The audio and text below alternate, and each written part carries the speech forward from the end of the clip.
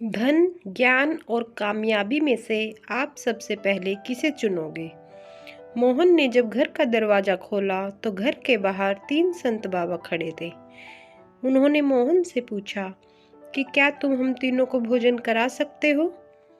अगर तुम हम तीनों को भोजन कराओगे तो हम तीनों तुम्हें अलग अलग आशीर्वाद देंगे, क्योंकि हम तीनों में से एक धन का स्वरूप है जो तुम्हें धन का आशीर्वाद देगा, जिससे तुम्हारे घर में कभी धन धान्य की कमी नहीं होगी। और दूसरा कामयाबी का स्वरूप है जो तुम्हें जिंदगी भर कामयाब होने का आशीर्वाद देगा। और हम में से तीसरा ज्ञान का स्वरूप है जो तुम्हें ज्ञान से परिपक्व कर देगा। यह सुनते ही मोहन बोला, हाँ हाँ बाबा जी, मैं आप तीनों को भोजन करा देता हूँ। आप तीनों बैठ जाइए।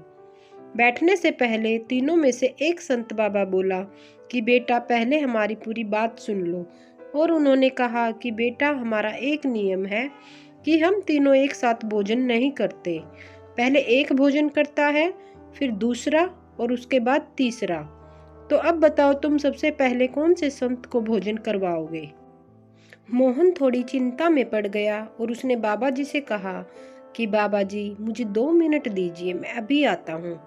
और वह घर के अंदर चला गया और उसने अपने भाई से इस सब के बारे में पूछा। उसके भाई ने कहा कि सबसे पहले कामयाबी जरूरी है, कामयाबी होगी तो धन अपने आप मिल जाएगा।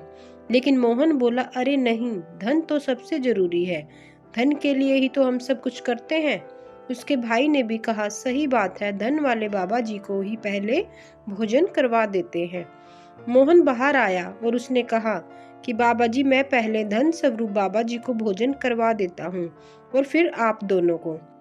यह सुनकर तीनों बाबा जी वहां से चल पड़े और उन्होंने कहा कि अब हम यहाँ भोजन नहीं करेंगे, क्योंकि तुमने लालच में आकर गलत चुनाव किया है। ऐसे ही तीनों संत बाबा अब किसी और घर के आगे खड़े थे और उस घर से भी एक आदमी बाहर निकला जिसका नाम रमेश था। अब तीनों संत बाबा जी ने वही सारी बातें जो मोहन को बोली थी, रमेश को भी बता दी। रमेश ने इस सब के बारे में अपनी माताजी से पूछा तो उसकी माताजी ने कहा कि बेटा, सबसे जरूरी ज्ञान है। अगर तुम्हें ज्ञान हो गया तो तुम्हारी कामयाबी कोई नहीं रोक सकता, और कामयाबी मिल गई तो धन स्वयं ही आ जाएगा। रमेश ने संत बाबा जी को कहा कि मैं सबसे पहले ज्ञान स्वरूप बाबा जी को भोजन करवाऊंगा, फिर उसके बाद आप दोनों को। तीनों बाबा जी खुश हो गए और तीनों ने वहां पर भोजन किया और तीनों ने अपना आशीर्वाद रमेश को दिया, क्योंकि उसका चुनाव बिल्कुल सही था, क्योंकि तीनों में सबसे जरूरी ज्ञान होता है।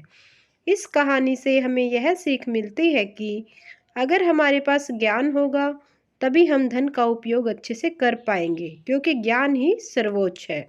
अगर आपको यह कहानी पसंद आई हो तो प्लीज़ लाइक कीजिए, शेयर कीजिए और चैनल को सब्सक्राइब कीजिए। धन्यवाद।